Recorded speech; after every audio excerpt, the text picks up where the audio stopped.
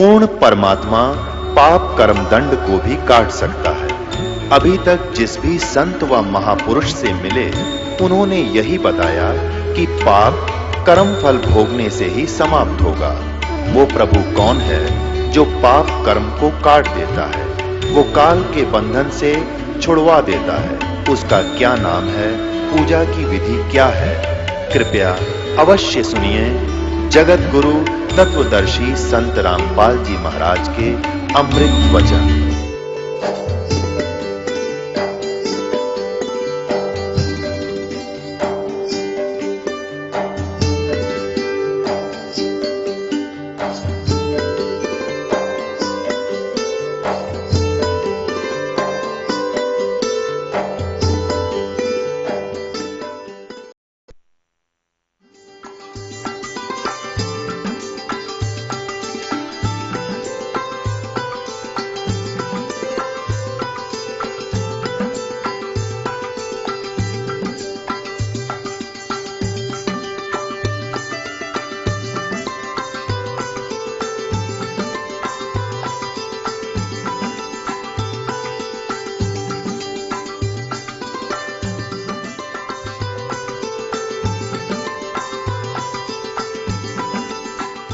गीता जी अध्याय नंबर 18 के श्लोक नंबर 66 में गीता ज्ञानदाता कहता है कि सर्वधर्मान परित्यज्य माम एकम शरणम व्रज। जैसे 18वें अध्याय के 62वें श्लोक में भी इसने यही कहा है कि अर्जुन तू सर्वभाव से उस परमेश्वर की शरण में जा, उसकी कृपा से ही तू परम शांति को और सनातन परम धाम को प्राप्त होगा। अब फिर इसी को रिपीट किया है कि यदि तूने उस परमेश्वर की शरण में जाना है, जहां जाने के बाद तू सदा सुखी हो जाएगा और मेरी भक्ति करेगा तो यहाँ जन युद्ध भी करना पड़ेगा 8वें अध्याय के 5 और 7 श्लोक में, और शांति नहीं हो सकती यहाँ पर। हाँ, मुझे प्राप्त अवश्य हो जाएगा, क्योंकि काल का भगत काल को प्राप्त, काल के लोक में रहना उसने। तो 18वें अध्याय के 66वें श्लोक में कहा है सर्वधर्मान परित्यज माम एकम शरणम व्रज। मेरे सतर की सब पूजाएं मुझे छोड़ दे। इसके सतर की कौन सी पूजाएं हैं? जैसे 500 यज्ञ, यहाँ आपसे 500 यज्ञ करवाई जाती है, और ये ओम नाम का मंत्र जो सतनाम के अंदर 2 अक्षर के मंत्र में, ये सतनाम में एक ओम मंत्र भी है। अपने आत्माओं, ये मंत्र आपको प्रथम मंत्रों में भी दे रखा है, तो यहाँ कई भक्त भ्रमित हो जाते हैं, और सतनाम का दूसरा अक्षर भी आपको इसमें दे रखा है, तो ये भ्रमित हो जाते हैं कि ये मंत्र यही हैं, इनको यहाँ से फिर यहाँ भी यही दे रखे हैं। तो ये आप अपने सतर की सोच छोड़ दे। डॉक्टर ने पता होता है कि ये 4-5 गोलियां इकट्ठी दूंगा तो ये असर करेंगी, इनमें से 2 एक अलग अलग से इस तरीके से पेश दी जाएंगी तो ये कुछ और एक्शन करेंगी। जड़ी वही है रोग काटने की। और दूसरे शब्दों में ये समझो कि जैसे एक लड़की के पति का नाम भी धनपत है और उसके पिता का नाम भी धनपत है। जब वो लड़की अपने पति का नाम लेती है धनपत, तो पति पर सुरती होती है, उसको पता है यू धनपत यू है। और जब वो अपने पिता का नाम बताती है तब धनपत उस पिता पर सुरत जाती है कि वो धनपत वो है। तो ऐसे ही समझ लेना, इसमें घना व्याख्या की आवश्यकता नहीं, बुद्धिमान हो आप, भ्रमित ना होना। तो जो ओम नाम का जो जाप है और ये यहाँ की जो पूजाएं हैं, ये धार्मिक अनुष्ठान, ये कंपलसरी है, ये बहुत आवश्यक है इस कलयुग में, क्योंकि हम कति कंडम हो लिए। जो दास बताना चाहा था उस पर फिर आएंगे, पहले थोड़ा सा यहाँ डिटेल देते हैं। अब उसमें क्या होता है कि सर्वधर्मान परित्यज माम एकम शरणम व्रज। मेरे सतर की सब पूजाएं छोड़ दे, मुझ में छोड़ दे, मुझे दे दे, फिर मैं तुझे कोई पाप कोई कष्ट नहीं दूंगा। जैसे हम क्या करते रहे, पहले भी ओम नाम का जाप जपते थे और पूजाएं कोई नहीं करता था मानव समाज। ये तो कलयुग में आकर हमारे को डिवाइड कर दिया काल ने अपने सुनियोजित तरीके से। हम क्या करते रहे, ओम नाम का जाप ब्रह्मलोक में देवता बनकर बर्बाद करते रहे, फिर वहां से बर्बाद करके अपनी कमाई को कुत्ते गधे सुअर की योनि में कष्ट उठाते रहे, पाप के आधार से नरक में भी जाते थे। तो अब हम क्या करेंगे कि जो हम पूजाएं करते हैं और जो धार्मिक क्रियाएं करते हैं, हम ओम नाम का जाप करते हैं, इसको एज इट इज दे देंगे सारा, कह ले तेरा अपना तू क्लियर कर दे हमारा सारा अकाउंट, तू सारा चार्ज ले ले अपना आज तक का, फिर ये हमें उसके प्रतिफल में कोई कष्ट नहीं दे सकता, इसका हमने ऋण दे दिया। जैसे पहले क्या होता था कि कोई गरीब व्यक्ति किसी सेठ साहूकार या बड़े किसान से लोन ले लेता था कर्जा, और वो उसका कर्ज नहीं देता था तो उसको मजदूर लगा देता था कि मेरे यहाँ मजदूरी कर, अपने पूरे कर लिए। अब जैसे वो किसी और बड़े सेठ से उसका मेल हो जाता था, प्रार्थना करता था, तो वो सेठ उसको पैसे दे देता था, उसका जो कर्जा जिसके वो नौकर है वो उसका सारा कर्जा तार के दे के उसका अकाउंट वहां से मुक्त हो जाता था। और उस बड़े सेठ के जाता था, वो पंखे के नीचे बैठा होता, कलम से काम कर रहा है और वहां कस्सी बजा हुआ था, कितना अंतर हो गया।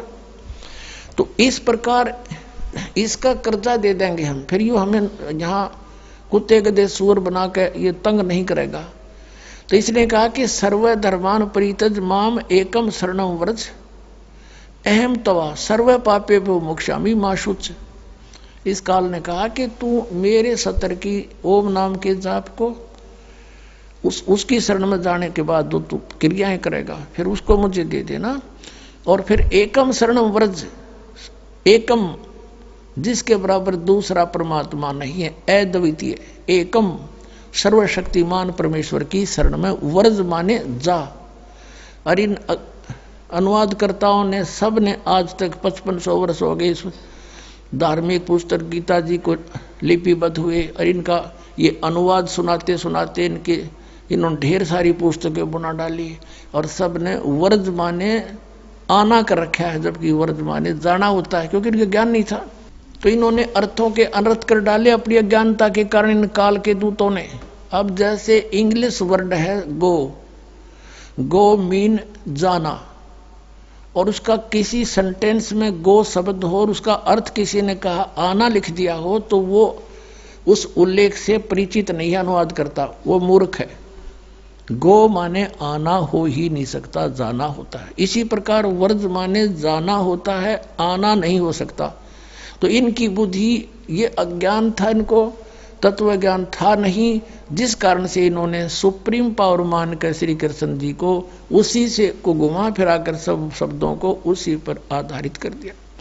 अपने आत्मा हाथी के वस्त्र को और किसी बैल पर डाल कर देखे, कोई हाथी का जो कवर हो उसके ऊपर डालने का और उस बैल पर डाल के देखे कैसे सेट होगा, वो सारा इकट्ठा करके वैसे रख दो कड़े पे, ना तो क्योंकि भी ना फिट हो उसके।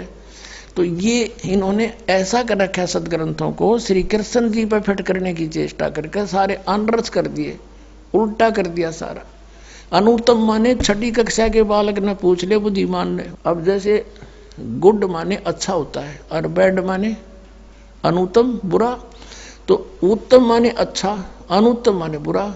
इन्होंने 7वें अध्याय के 18वें श्लोक में लिखा है कि भगवान ने कहा है वो ज्ञानी आत्मा मेरी अति उत्तम गति में सचित है।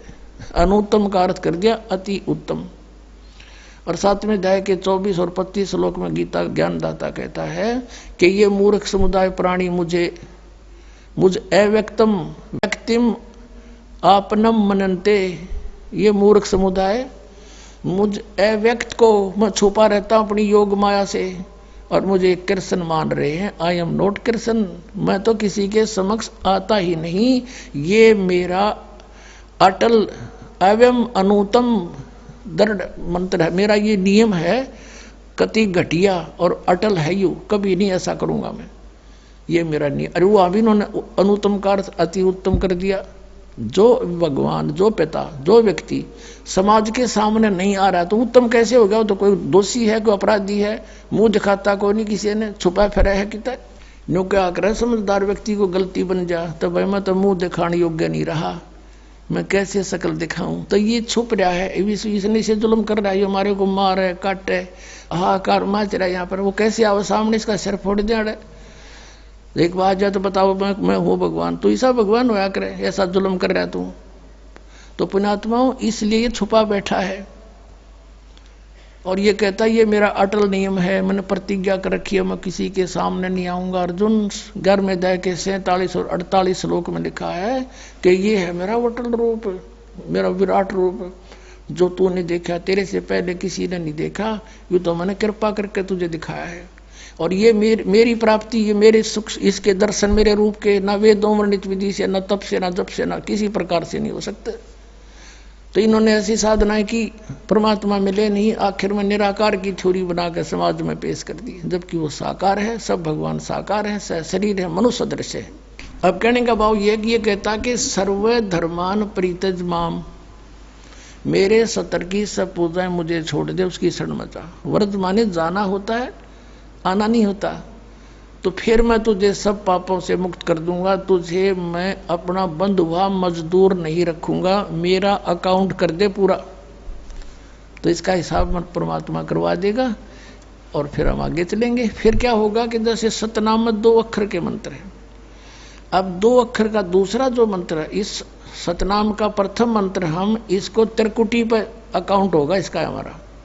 और जो पहले मंत्र आपको 7 मंत्र दे रखे हैं, ये इसलिए दिए जाते हैं कि क्योंकि आप बहुत युगों से यहाँ अपना कति कंडम हो लिए, इस युग में आए हो, इन संतों के पास जीवन व्यर्थ कर लिया, आपके पाप इतने जबरदस्त हो गए। कई भक्त तो नाम लेते हैं क्योंकि एकदम विश्वास नहीं होता, ज्ञान वो सुन नहीं पाते।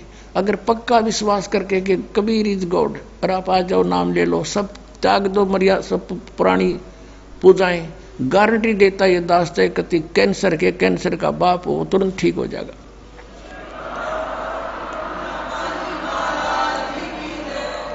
हम मार इसलिए खवा दी काल ने कि ये हमारे विश्वास ना होने देता कबीर इज गॉड, और जब तक ये नहीं होगा इतना मालिक सारा पूरा दे नहीं सकता। कह कबीर सुनो भी साधो, मैं तो हूं विश्वास में। जय तुमने ये विश्वास हो गया कबीर इज गॉड, फिर देखना, या मैं 1000 प्रमाण दिखा सकता हूं आपको, पुण्यात्मा हो जो परमात्मा की शरण में लगे हैं सच्चे, उससे उनके ऊपर कर्म की फिर मार आई है और ऐसे जीवित कर दिए। डॉक्टरों ने जवाब दे दिया था कि अब इसका कहीं इलाज नहीं, बेसिक ले जाओ, नाम ले रखा था उन्होंने, और वो अपने आप फिर स्वस्थ हो गए। भगवान किसे कहते, इसको कबीर गॉड कहते हैं। तो ये प्रथम मंत्र में आपको अब ये 7 मंत्र बना के दिए जाते हैं। पहले 5 मंत्र देते थे नानक साहिब भी और परमेश्वर कबीर साहिब जी। फिर ये है 5 नाम हैं जो हमारे कमलों में ये प्रधान बैठे हैं। मूल कमल में गणेश जी, स्वाद चक्र में सावित्री ब्रह्मा जी, नाभि कमल में विष्णु और लक्ष्मी जी, हृदय कमल में शिव पार्वती जी, और कंठ कमल में ये दुर्गा जी। तो ये 7 नाम इसलिए देते हम कि मान लीजिए उपदेश ले लिया और ये प्रथम मंत्र एक बार मेरे मुख से भी सुन लिया मालिक की स्तुति जैसे हम देते हैं, और फिर उसकी उस सुनने के बाद साथ साथ बोल लिया और फिर भी मृत्यु हो जाती है, तब मनुष्य जीवन गारंटीड है उस व्यक्ति को, ये गारंटी देता है। और यदि उसने जाप कर लिया कुछ दिन और विश्वास ठीक रहा तो वो स्वस्थ भी होगा और इसकी इसी जीवन में आयु बढ़ती चली जाएगी, परमात्मा बढ़ाता चला जाएगा जब तक उसका मोक्ष नहीं होगा, इससे जन्म में पार कर देगा आपको। तो इसलिए ये 7 मंत्र दिए जाते हैं। ये पहले वाला लास्ट वाला मंत्र आपको जन्म दिलाएगा तुरंत, मनुष्य जीवन का गारंटीड है, मृत्यु भी हो जाएगी पुण्यात्मा। इसलिए मान लीजिए किसी का कोई बीमार है, या 80% व्यक्ति दुखी आए हुए, और जो विश्वास कर लेता उनको गारंटीड बात पूछ लो, यहाँ लाखों बैठे होंगे, आ जाते हैं, सुनते रहना और सब स्वस्थ हो जाते हैं। तो ये वो परमात्मा है। तो इसलिए प्रथम मंत्र जो आपको दिए जाते हैं इनमें ये 2 मंत्र अब कंपलसरी थे, पहले नहीं थे ये। तो इसलिए परमात्मा ने कंप्लीट कोर्स बना करके गरीबदास जी के माध्यम से हमारे तक पहुंचाया है। और जैसे आप जी किसी का जैसे विदेश गए हो, स्वदेश आना है, वहाँ आपने कोई कारोबार शुरू कर रखा है, कोई फैक्ट्री वगैरह लगा रखी है और आपका ठीक से काम चला नहीं, आपका बिजली का कनेक्शन कट गया, टेलीफोन कनेक्शन कट गया, पानी का कनेक्शन कट गया, गैस कनेक्शन कट गया, पैसे बने नहीं तो आप कंडम हो गए। और वहाँ कोई ऐसा प्रभावशाली व्यक्ति आपको मिल जावे, सरकार को गारंटर बनाए कि भाई तुम इनका चालू करो कनेक्शन, मैं गारंटर बनता हूँ, और फिर उसको कहेगा भी जो पैसे तो देगा यही तेरे कर्जा उतारेगा, नहीं तो फिर काट दियो ना, वो देता क्या बात है। तो ऐसे ये दास आपका गारंटर बनता है और आपके सब कनेक्शन चालू करवाता है, लेकिन इनकी मजदूरी करके ये देने पड़ेंगे तुमने, कर्जा आप तारना पड़ेगा। और परमात्मा जो है कुछ अपने कोटे से भी आपको पैसे देता, क्योंकि आप चला ही नहीं सकते अपनी फैक्ट्री को बगैर थोड़ा बहुत और सारा ना मिल रहा कहीं से, तो वो बगैर आपके वैसे सब्सिडी समझ लो ऐसे देता है। तो परमात्मा पहले आपको सब्सिडी देता है जिससे आप अपना काम चलाओ और फिर डट कर भक्ति करो, मर्यादा में रहो, आप धनी हो जाओगे, बहुत शीघ्र धनी हो जाओगे। बहुत कीमत है इन मंत्रों की। इन भगवानों के जो 5 प्रधानों से आपने मुक्त होना है, त्रिकुटी पर जब जा सको हो उस समय पहुंच पाओगे जब इनसे आप अपना नो डू सर्टिफिकेट ले लोगे। अब ये मंत्र जो 2 मंत्र फर्स्ट और लास्ट है इन 7 मंत्रों में, इसके साथ मिलने से ये मंत्र जो प्रथम जाप आप करते हो, इनका ऋण मुक्त हो जाने के बाद भी कुछ आपकी कमाई यदि बचगी तो इन 2 मंत्रों के प्रभाव से ये कन्वर्ट हो जाएगी आपकी सतलोक चालन नालियां में, इनमें से बच भी गई तय।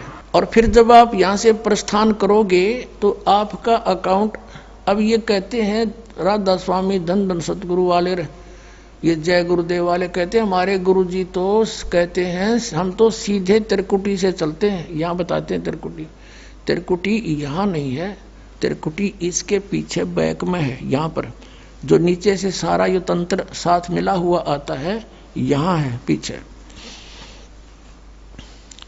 ये कहते हैं हमने ना तो वेदों की आवश्यकता, ना किताबों किसी और, ना हम गीता को मानते, ये भी तो किसी ने लिखी है। और हम तो सीधे त्रिकुटी से प्रारंभ करते हैं अपना रास्ता, त्रिकुटी से, उसका किसी ने नहीं पता। ये सारे ऋषि महर्षि त्रिकुटी माथा मारा करते और उन्हें खक नहीं पाया आज तक। त्रिकुटी से तो बहुत आगे जाना हमने, और त्रिकुटी पर जाना कोई बालकों का खेल है, कोई बरवाले का बस स्टैंड है, चाहे पैदल पहुंच जाओ चाहे रिक्शा में बैठ कर पहुंच जाओ। त्रिकुटी इज द इंटरनेशनल एयरपोर्ट, त्रिकुटी अंतर्राष्ट्रीय हवाई अड्डा जानो। और वहां वही व्यक्ति जाता सैर सपट्टे, तो कोई धक्के खाए जाओड़ा क्या फायदा होगा, उसने देख भी और राजा उल्टा क्या फायदा उसका। वहां पर केवल वही व्यक्ति जाता है जो पहले टारगेट बना चुका होता है, और जिस देश में जाना है उसका पासपोर्ट और यहाँ की सरकार से नो डू सर्टिफिकेट, और तब वो उस इंटरनेशनल एयरपोर्ट पर जाकर कुछ लाभ उठा सकता है। तो वहां से फिर आगे कैसे जाएंगे, उस त्रिकुटी पर पहुंचने के लिए तो सारा झंझट है, उस पर जाए पता फिर आप पे काम बन गया। तो त्रिकुटी पर जाने से पहले हमने इन भगवानों से नो डू सर्टिफिकेट लेने पड़ेंगे। और आपकी ये ऐसी भक्ति है, इसे ऑटोमेटिक, ये देवता है, ये कोई किसी के साथ भेदभाव नहीं करते। आपकी कमाई एग्जैक्ट लिखी पाएगी कंप्यूटर की तरह, और जो आपका ड्यू शेष होगा आपको थमा दिया जाएगा। हृदय कमल में जीव रहता है, और इसके यहाँ से फिर ये सबसे पहले इसका रास्ता है त्रिकुटी बजाने का, सबसे पहले मूल कमल में जाना पड़ेगा। मूल कमल से फिर सीधा रास्ता बनता है त्रिकुटी तक जाने का। उससे पहले गणेश जी के लोक में से गुजरना पड़ेगा, उसका एक जैसे बैरियर होते हैं प्रत्येक बॉर्डर पे, यहाँ ऐसे बैरियर है। वहाँ जब आप जाओगे आपके सामने आपके मस्तिष्क पर जैसे लॉकेट होता है ऐसा लगा पाएगा, और तुरंत आपको कहा जाएगा चलो आप जाओ, आपकी ये पूंजी, और वो आपके उस मस्तिष्क में ऐसे लॉकेट पे वो नो डू सर्टिफिकेट छपता चला जाएगा। फिर आगे चलोगे आप, आगे आप पहुंचोगे जब विष्णु जी के लोक में, वहां भी आपको ऑटोमेटिक मिलेगा, कोई बाधा नहीं मिलेगी, क्योंकि वहां तो चोरों को पकड़ा जाता है, सा को थोड़ा, वो देवता भी तो है, वो किसी के साथ जरा सी भी गड़बड़ नहीं करते। फिर ऐसे शिव के लोक में से शिव इस कमल में, हृदय कमल से फिर त्रिकुटी कंठ कमल में आएंगे, फिर हम त्रिकुटी पर पहुंचेंगे। अब त्रिकुटी पर जाने के बाद इस सतनाम के जो प्रथम मंत्र का अकाउंट वहां देंगे, लेकिन वहां पर यह काल बकवाद करवा देता है। यहाँ का जो जितने देव हैं ये अपने सतर पर कोई गलती नहीं करते, ये करवाता है। जैसे श्री कृष्ण इसने सारे प्रयत्न किए थे कि भी युद्ध ना हो, सबसे प्रार्थना की थी दोनों पक्षों से। फिर इन्होंने देख लिया था कि ये मानना नहीं, ये तो इन मत बुद्धि भ्रष्ट हो चुकी है। और उसमें क्या था कि सब रिश्तेदार राजा आधे आधे बांटने थे उन्होंने। ये राजा को भाई जो कौरवों के पक्ष में आना चाहता है वो अपनी स्वीकृति दे दो, पांडवों के पक्ष में आना चाहता है वो अपनी स्वीकृति दे दो, ऐसे कति तैयारी होगी।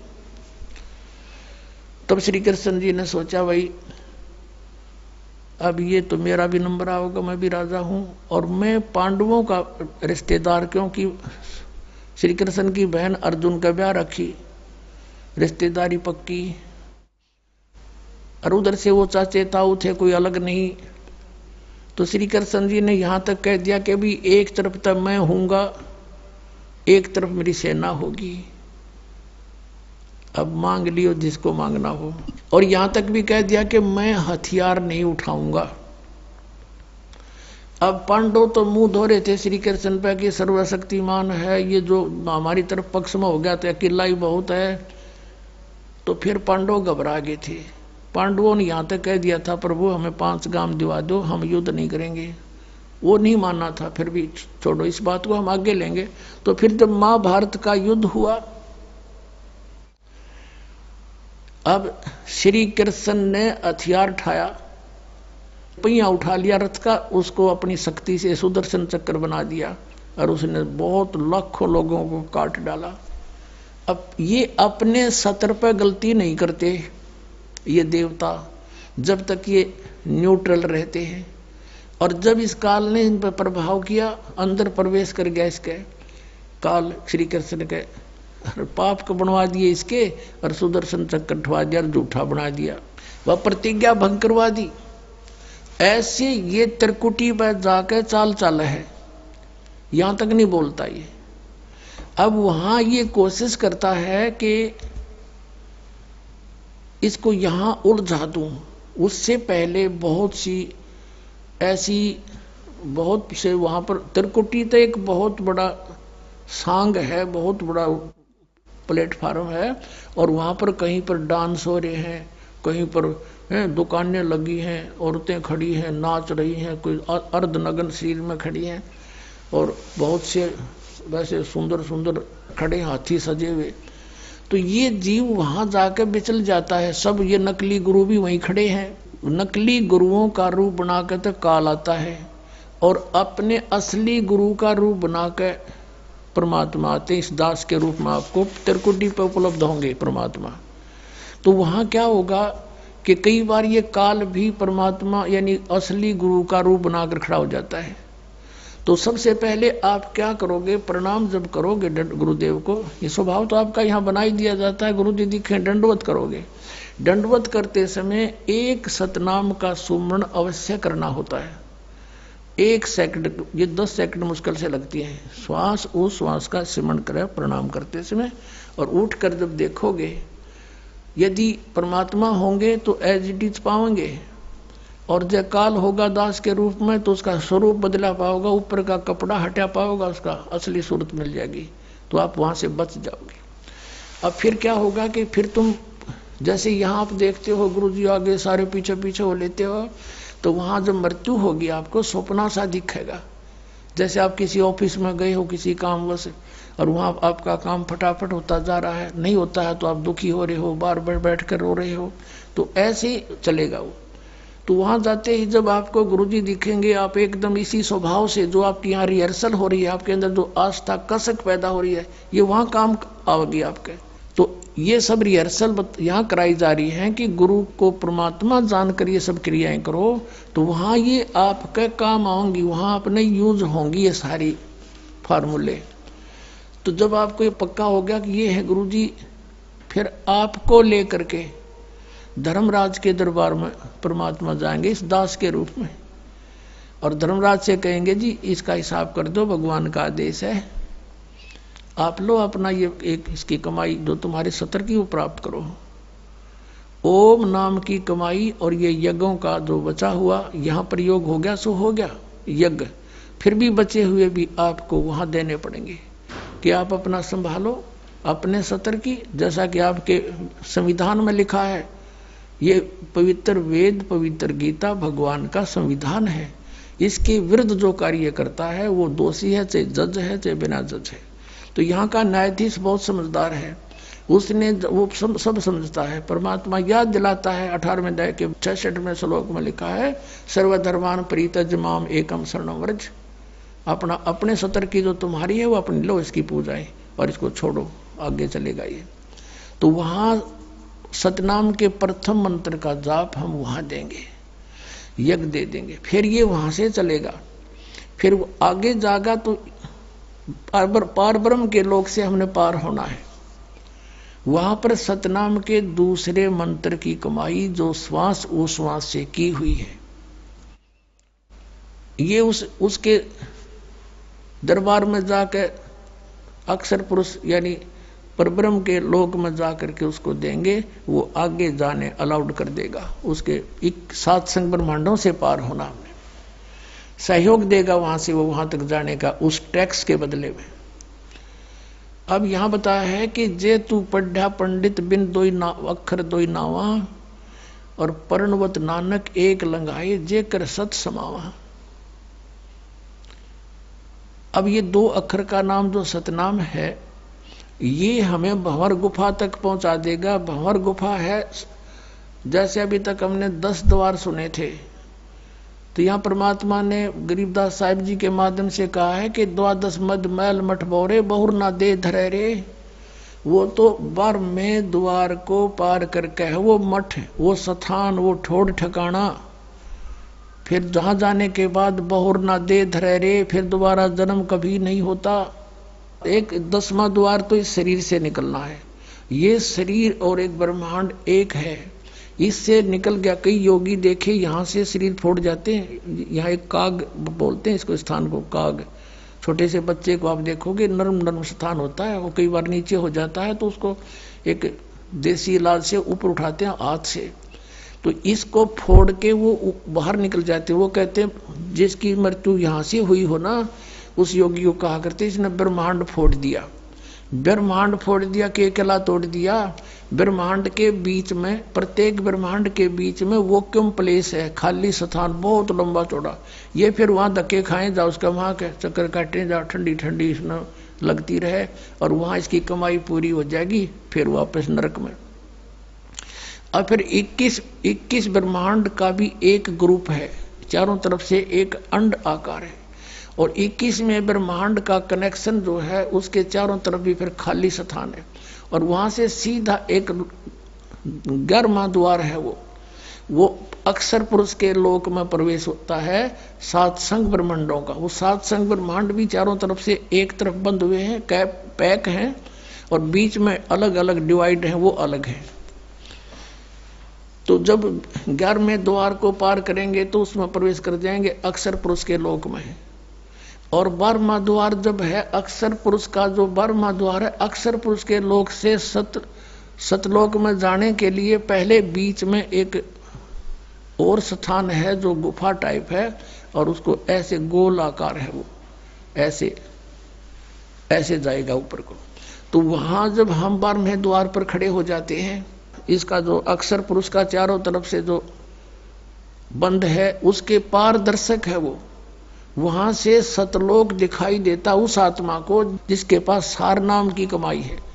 अन्य को नहीं दिखता, अक्षर पुरुष के लोग व्यक्तियों को नहीं दिखता, वहां के प्राणियों को नहीं दिखता, तो वहां से फिर वो दिखाई देता है। अब जैसे नानक साहब ने कहा है कि एक छुड़ावे एक लखावे, यूं तो छुड़ाओगा कालते सतनाम का पहला मंत्र ओम, और वो जो दूसरा मंत्र है वो लखावेगा, वहां जाकर एंड पे बैठा देगा, और वहां से आपको सतलोक दिखाई देगा। पार नहीं हो सकते, सार नाम है जिसके पास, तो फिर वो आगे उस भंवर गुफा से पार करके और फिर आपको 12वां द्वार पार करके तब परमात्मा का वो मठ है, वो स्थान है, सतलोक है, जहां जाने के बाद साधक फिर लौट के कभी संसार बन जाते। तो इस प्रकार ये अर्थ तो ये था 18वें अध्याय के 66वें श्लोक का। ये बालक के जाने, संस्कृत के जानने वाले विद्वान पाक रहे थे। इनको कख नहीं पता था, अनर्थ कर डाला इस अनमोल सदग्रंथों का।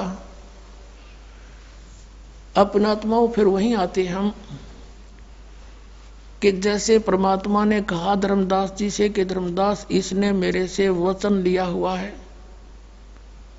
कि सतयुग त्रेता द्वापर में जीव थोड़े ले जाना और कलयुग में जब बिचली पीढ़ी आवेगी उस समय मैं आऊंगा। प्रथम चरण तो होगा कलयुग का जब मैं मगर से सह शरीर जाऊंगा। उसके बाद फिर बिचली पीढ़ी शुरू होगी 1920वीं सदी के उत्तरार्ध में। 20वीं सदी कौन सी है? ये 1900 से स्टार्ट 1901 से स्टार्ट होगी 20वीं सदी। और उत्तरार्ध कौन सा है? 1950 के बाद उत्तरार्ध शुरू हो जाता है। 1951 में दास का जन्म हुआ और उसके बाद ये बिचली पीढ़ी शुरू होगी। अब ये यहां से शुरू है बिचली पीढ़ी। 1947 में भारत आजाद हुआ, उससे पहले भारत में शिक्षा नाम नहीं था। 1947 के बाद जब दास 7-8 वर्ष का हुआ तो शिक्षा का सूर्य उदय हो रहा था। हमारे सतर की हमारी बहनें थी, उनको पढ़ाया नहीं जाता था। हमारी छोटी बहन थी जो सबसे लास्ट, उसको शिक्षा की फिर अलाउड हुआ धीरे धीरे, नहीं तो हम इतने शिक्षा के गुण से अपरिचित थे। तो फिर देखते ही देखते अब बाढ़ आ गई शिक्षा की, परमात्मा ने लानी थी। अब ये चैनल नहीं थे, पहले आप देख रहे हो सन 2000 तक कोई भी ये न्यूज़ चैनल एक्स्ट्रा नहीं थे और ना ही कोई ये आध्यात्मिक चैनल थे। ये परमात्मा ने दया बख्शी और स्वयं अपनी बुद्धि देकर अपने सतर से जीव से यूँ काम करवाया है ताकि मेरे बच्चे घर बैठे सत्संग सुना करेंगे। मोबाइल बनवा दिए हैं, पहले देख टेप था, बिजली चली जाते रहे, जा बैठे जाओ बैठा रहो, 1 घंटे में आओ इतना और काम हो जा, वो असली समय बर्बाद हो जा जब समय था फुर्सत का।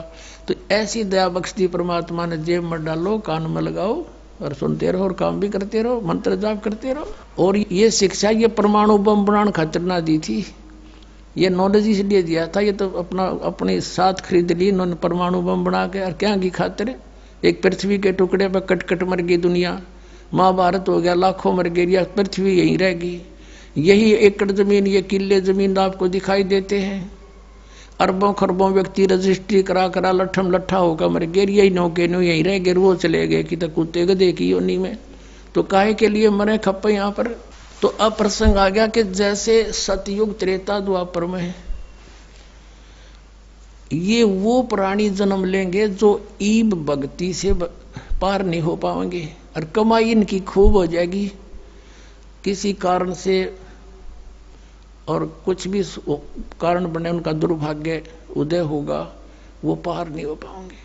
लेकिन इतने दयालु है परमात्मा, अब फिर इतनी भक्ति करा दी इनकी, 3-4 युग तक ये खा पी लेंगे मर लेंगे, ये दुखी ना होंगे। अरे दुखी होंगे ये कलयुग में आके, इन फेर संभालूंगा, पार ना हो तो फिर अब अनमटी फेर है। अब देखो सतयुग में हम वैसे जिस सुख को सुख कहते हैं वो सुख नहीं है, लेकिन हम उसी को सुख मान रहे हैं।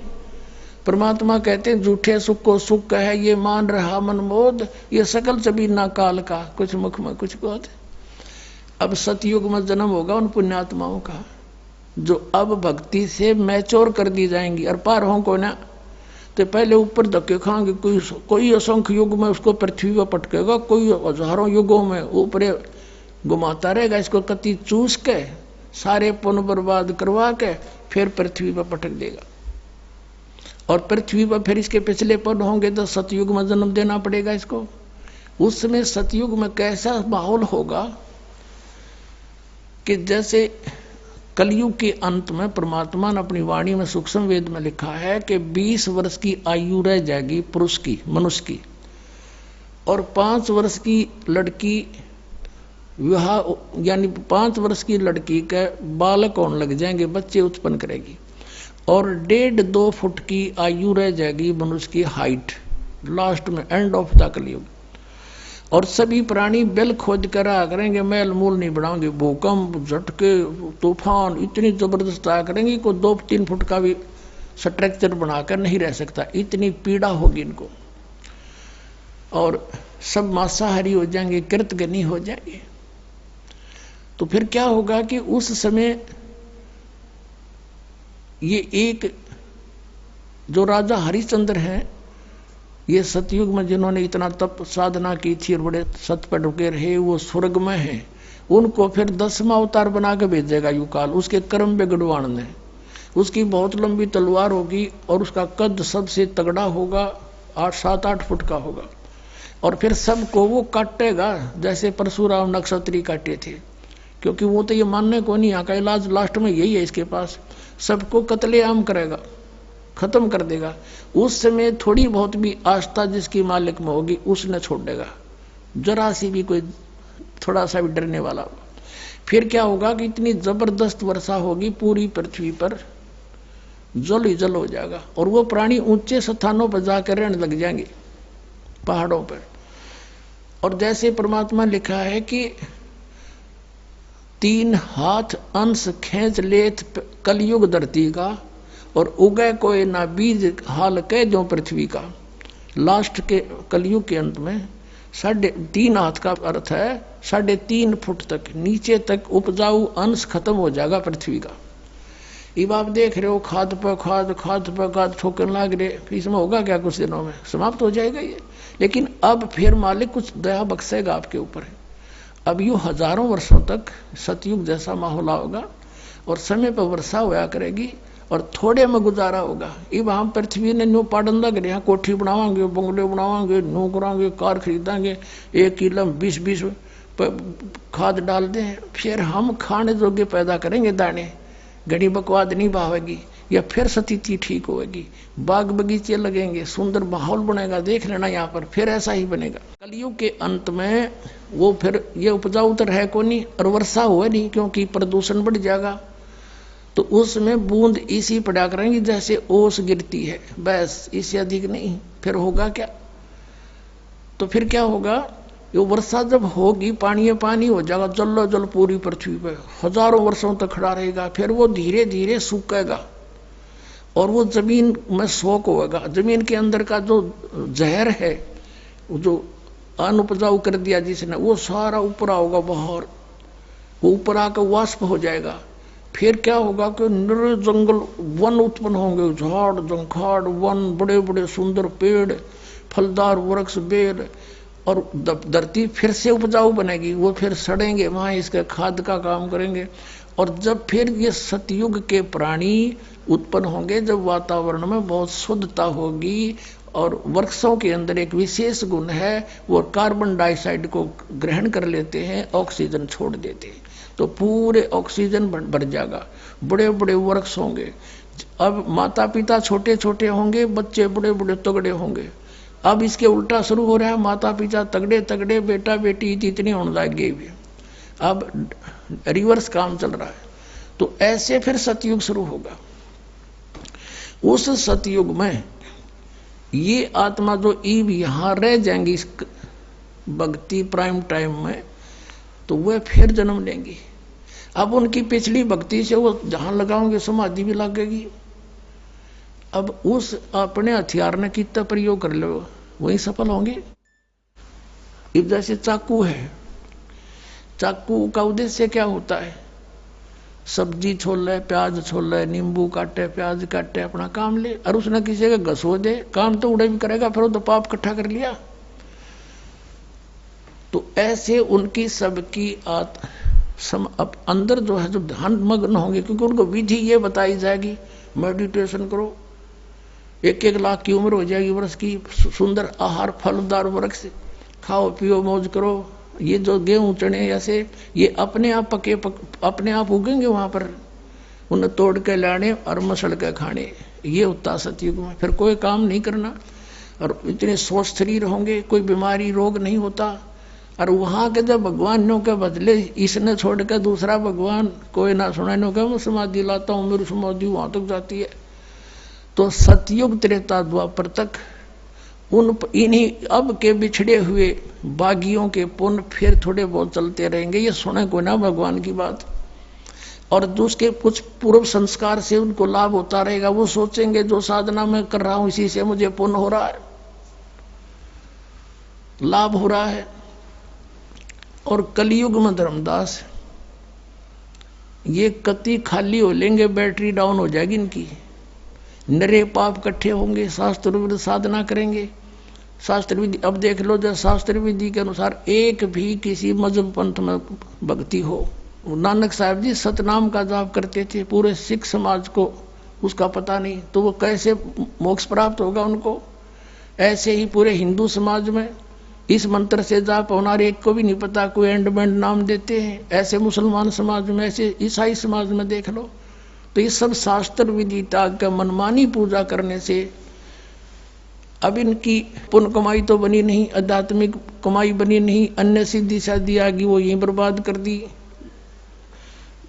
तो अब इनका कुछ भी क्रिया काम नहीं करेगी, सब दुखी हो लेंगे। और जो साधना ये करते ये तो काम की थी ये कोई ना, पिछले प्रारब्ध दिन के अच्छे हैं नहीं, तो सब पर कैर टूटेंगे, बट नेचुरल है। और जब ये दुखी होंगे तो भगवान की खोज में कोई संत के पास जाएंगे, कोई किसी पंथ के पास जाएंगे, कोई मंदिर में जाएंगे, कोई मस्जिद में जाएंगे। फिर वहां मैं अपने बच्चों को मिलूंगा किसी भी तरीके से, और फिर उनको सतमार्ग बताऊंगा और मैं उपदेश दूंगा, वो लेते ठीक होने लग जाएंगे और वो फिर मुझे पहचान लेंगे। और नकलियों गुरुओं की किताबें बन चुकी होंगी, जब मेरा संत जाएगा वो उनकी पोल पाड़ के और सबको सार्वजनिक कर देगा, और मेरे बच्चे मुझे पहचान लेंगे और सतनाम जाप करके सार नाम लेकर मेरे पास न्यू आवेंगे। तब कलयुग तक इसको छुपा के रखना। इसलिए परमात्मा ने सतयुग त्रेता द्वापर में जानबूझकर फ्री छोड़ दिया था, खा लेने दे धक्के न और अब देखना पुण्यात्माओं नो जहाज के जहाज भर के जाएंगे सतलोक में। बोलो सतगुरुदेव।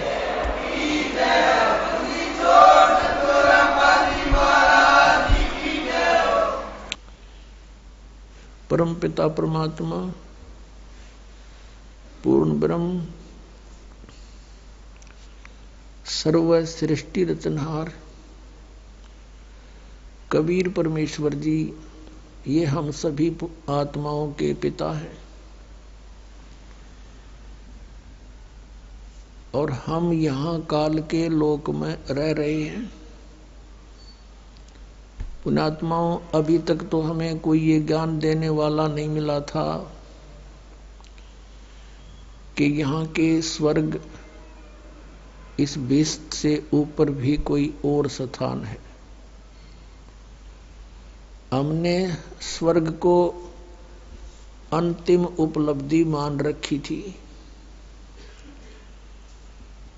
अब परमात्मा ने आके बताया कि ये जो लोक है ये काल का है। उस परमात्मा बिना हमें ये ज्ञान कोई नहीं दे सकता, क्योंकि वो हमारे हमदर्द हैं, वो हमारे पिता हैं और पिता को अपनी संतान दुखी देखी नहीं जाती। पिता को अपनी दुखी संतान की चिंता होती है। और हमारे को इतना मतिहीन बना दिया इस काल भगवान ने। हमारा सारा जीवन आपस में राग द्वेष, खींचा तानी, लड़ाई झगड़े और विकार करने पे और पेट के निर्वाह के लिए इस तक ही सीमित कर दिया। पुण्यात्माओं, ये जो सत्संग चल रहा है ये एक बहुत महत्वपूर्ण दिवस के उपलक्ष्य में ये सत्संग चल रहा है। वो महत्वपूर्ण दिवस कौन सा है कि जिस दिन परमात्मा सतलोक से चलकर इस धरातल पर आए थे, शरीर आए थे, एक जिंदा महात्मा का रूप बनाकर। वो परमात्मा जिन भी महापुरुषों को मिले हैं वो जिंदा महात्मा का रूप बनाकर ही मिले हैं कलयुग में। किस किस को मिले हैं? आदरणीय धर्मदास साहिब जी को, आदरणीय मलुकदास साहिब जी,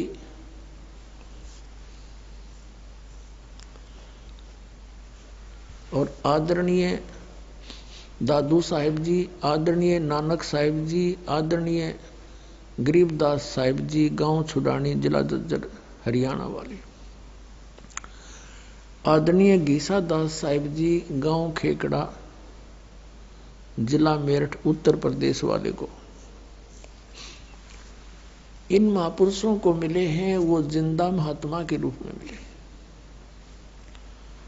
क्योंकि ये हमारे पिता हैं, ये हमारे जनक हैं, और ये परमात्मा प्रत्येक युग में आते हैं और प्रत्येक युग में ये ऐसे ही शिशु रूप धारण करते हैं और फिर बचपन से एक लीला करते हुए धीरे धीरे बड़े होते हैं। इनकी परवरिश की लीला कंवारी गायों द्वारा होती है। ये वेद भी प्रमाण देते हैं और उस परमात्मा की लीला जो उन्होंने की है वो एज इट इज है, जो आज वेद गवाही दे रहे हैं। जैसे कि ये समागम चल रहा है फाल्गुन उतरते की द्वादशी को परमेश्वर कबीर देव जी असंख्य ब्रह्मांड के स्वामी सतलोक से चलकर आए और गांव छुडानी, जिला झज्जर के खेतों में, जंगल में, जहां आदरणीय गरीबदास साहिब जी 10 वर्षीय बालक गौवें चरा रहे थे, गवाले रूप में, अपनी ही गौओं के गवाले थे, और भी 5, 7, 10 अन्य गवाले भी उनके कुछ नौकर थे और कुछ दूसरे गांव के लोग भी साथ थे। कुछ बड़े थे, कुछ छोटे थे। गरीबदास जी सबसे छोटे थे। एक जिंदा महात्मा का रूप बनाकर परमात्मा सतलोक से चलकर आए, वहां प्रकट हो गए। कुछ ही दूरी पर फिर उनको आते नजर आए तो गरीबदास साहिब जी और वो सभी पाली, उस समय 10 बजे यही मौसम था, 10 बजे एक वृक्ष के नीचे बैठकर जांडी के नीचे खाना खा रहे थे। और कबलाना गांव से गांव छुडानी को जाने का एक आम रास्ता था। पैदल चलने वाले व्यक्ति वहीं से आते जाते थे, यात्री भी वहीं से आते जाते थे। उसी रास्ते से, उसी के साथ में वो जांडी का पेड़ था जहां वो आहार कर रहे थे, दोपहर का खाना खा रहे थे। परमात्मा वहां आए तो सभी पालियों ने कहा कि महाराज आओ भोजन पालो। परमेश्वर ने कहा कि मैं भोजन तो बच्चों अपने गांव से खा कर आया हूं। कहाँ है आपका गांव? गांव मेरा सचखंड है, सतलोक है। कितनी दूर है यहां से? कि 16 शंख कोस की दूरी पर। उन्होंने पालियों ने कहा महाराज फिर दूध तो पीना ही पड़ेगा, हम अतिथि को ऐसे नहीं जाने देते। तो परमेश्वर ने, कबीर देव जी ने कहा, सतपुरुष ने कहा कि भाई मैं कुंवारी गाय का दूध पीता हूं, पिलाना है तो पिलाओ। तो दूसरे पाली थे, कहने लगे बाबा जी तेरी नीयत खराब है, मजाक करते हो, आपकी दूध पीने की नीयत नहीं है। कुंवारी गाय को भी दूध देती है। परमात्मा ने कहा भी देख लो, दूध पिलाना है तो कुंवारी गाय का पीता हूं। गरीबदास जी उठे, 10 वर्षीय बालक, और लाए एक गऊ पकड़ के, बछिया 1.5 वर्ष की, और ला के खड़ी कर दी कि महाराज देखियो, इसको बच्चा तो है भी नहीं, दूध कैसे देगी है। परमात्मा ने कहा कोई पात्र है तुम्हारे पास जिसमें दूध निकाले? कहाँ जी है? कि धो लो उसको। जी धो लिया, धो के साफ करा हुआ है, रख इसके नीचे, गाय के नीचे बैठ गया गरीबदास जी बालक लेकर के। आदमी हंस रहा, देखेंगे कैसे दूध देगी। परमात्मा कबीर जी ने, सतपुरुष ने थपकी मारी गऊ की पीठ पर, सतन लंबे लंबे हो गए, दूध की धार बंध गई और वो पात्र भर दिया। बोलो सतगुरुदेव।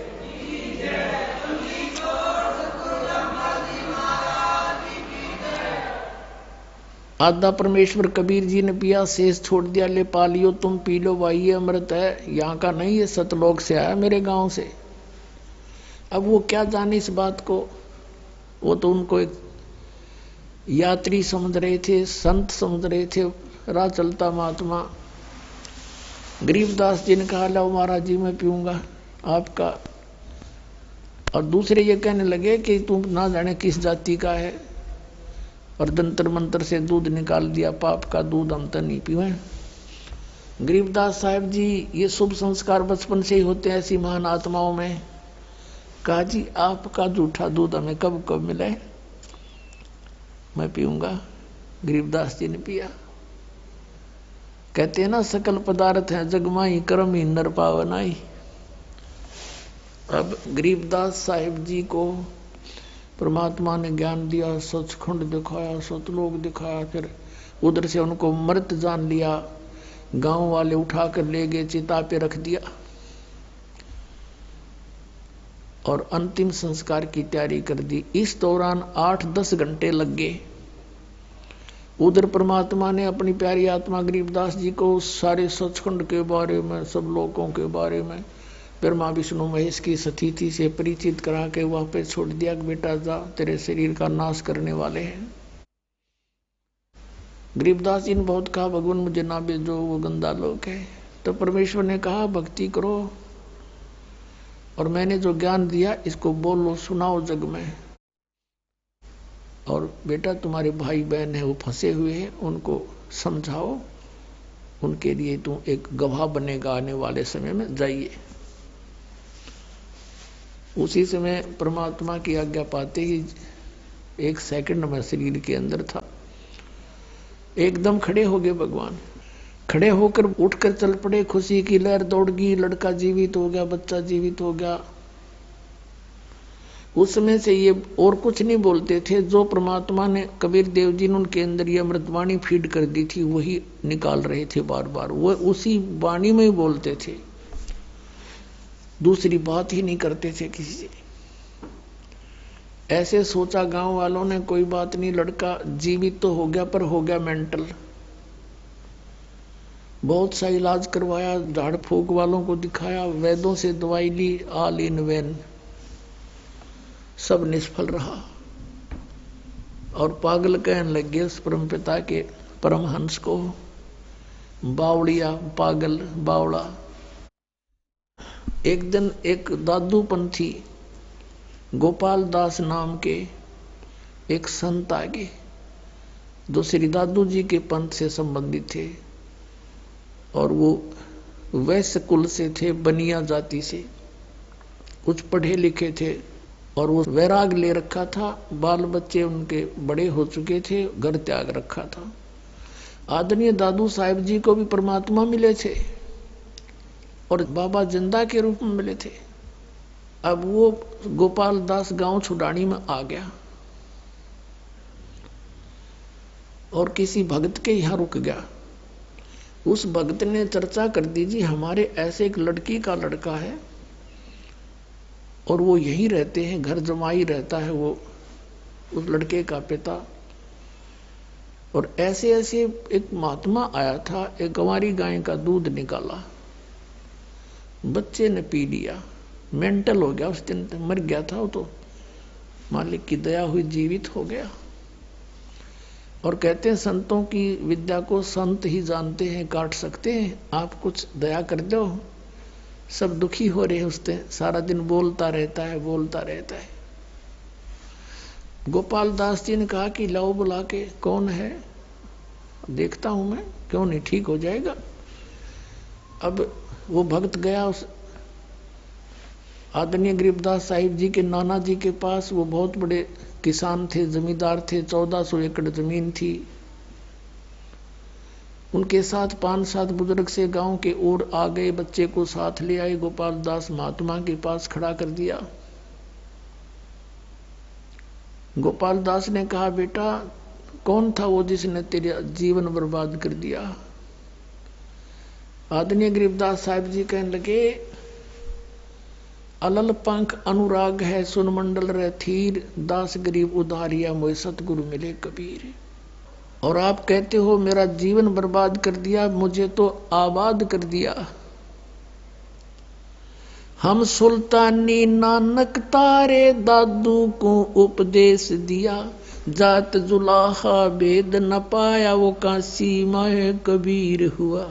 ये वाणी बोली मालिक ने, उस मालिक के बच्चे ने, गोपाल दास के सामने पहली वाणी, हम सुल्तानी नानक तारे दादू को उपदेश दिया, जात जुलाहा भेद न पाया वो काशी महे कबीर हुआ।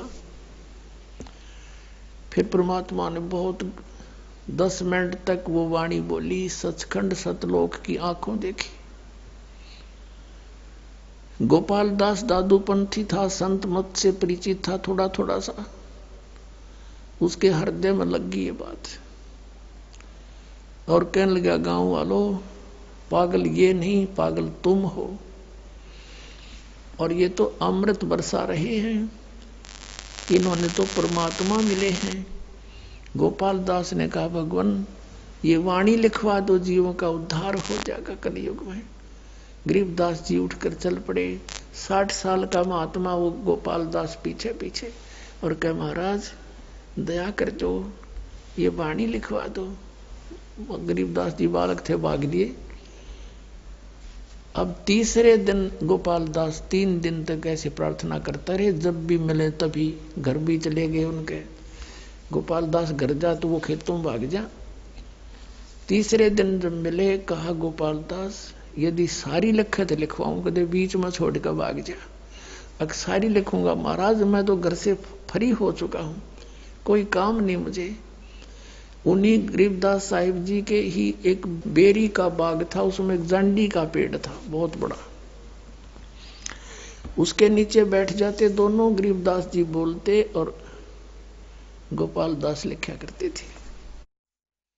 इसमें पुण्यात्माओं एक शब्द कहा है कि हम सुल्तानी नानक तारे। सुल्तान कौन थे? अब्राहिम सुल्तान अधम, बलख बुखारे के बादशाह, और दादू जी और नानक जी, और कहते मैं, गरीबदास जी कह रहे हम, यानी हम सभी, हम यानी इंक्लूडिंग गरीबदास, हम सुल्तानी नानक तारे, जिसने पार किया नानक साहिब को, दादू साहिब को और अब्राहिम सुल्तान को और मुझे, हम सुल्तानी नानक तारे दादू को उपदेश दिया, और जात जुलाहा भेद नहीं पाया, का सीमाए कबीर होया। अब यहां वो परमात्मा अपनी लीला अनुसार, जैसे ऋग्वेद मंडल नंबर 9 कल भी दिखाया था आपको, आज फिर थोड़ा सा दिखाएंगे, क्योंकि जब तक हम सदग्रंथों से परिचित नहीं होंगे स्वयं, तब तक हम परमात्मा को पहचान नहीं पाएंगे और विश्वास दृढ़ होगा नहीं। हमने ये देखना कि वो परमात्मा अपनी प्यारी आत्माओं को मिलता है, सतलोक से चलकर आता है, सह शरीर आता है। अब चलकर आता तो सह शरीर होगा, और माँ का जन्म, वो तो जन्म में लिखता वेद उसका। अब थोड़ा सा एक बार वेदों से आपका परिचित करा के फिर आगे उन महापुरुषों की जीवनी सुनाएंगे, जिन जिन को ये मिले परमात्मा। देखिएगा ऋग्वेद मंडल नंबर 9, 10, 9 में देखेंगे हम। ये कहाँ से छपा है? प्रकाशक है सार्वदेशिक आर्य प्रतिनिधि सभा, महर्षि दानंद भवन, रामलीला मैदान, नई दिल्ली। और मुद्रक है Prince offset printer, 1510 Pataudi house, Delhi, नई दिल्ली।